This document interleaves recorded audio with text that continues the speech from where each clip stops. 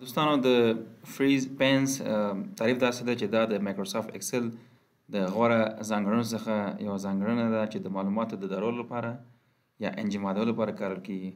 کله چې موږ د اکسل صفحه ښکته او پورته کوو یا وړو یا انتقالوو سکرولینګ کوو زموږ معلومات ډېر زیات وي او موږ غواړو چې د عنوانونو تل ښکاره وي او پورته لاړ نه شي.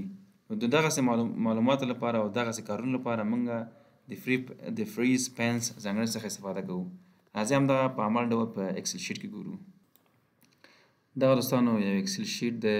کله چې زه سکرولینګ کوم یا لاندې راځم نو زما معلومات چې دي هغه عنوانونه چې دي اوس دغه زه نه پوهېږم فر مثال زه سکرولینګ وکړم نه پوهېږم دا کوم معلومات دي یا فر مثال دا کوم معلوماتو پورې یا عنوان پورې اړه لري یا دا کوم عنوان پورې اړه لري. نو همدې هغه لپاره چې زه پوه شم نو فریز څخه استفاده کوم. کله چې تاسو غواړئ چې دغه کالم فریز کوي یا رو فریز کوي نو تاسو به راځئ لاندې به کلیک کوئ.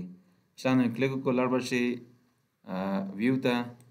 په ویو کې دوستانو دغه برخه فریز پینس کله چې همدې باندې تاسو کلیک کوئ اتومات تاسو د همدغه کوم ځای چې تاسو انتخاب کړی هغې څخه وروسته هغه څه کېږي فریز کېږي. دوستانو ګورئ زه معلومات سکرول کوم اتومات هغه څه شو فریز شو. دوستانو دغه د فریز یو ډول دی. نور د فریز نور ډولونه په بل ویډیو کې انشاءالله ګورو.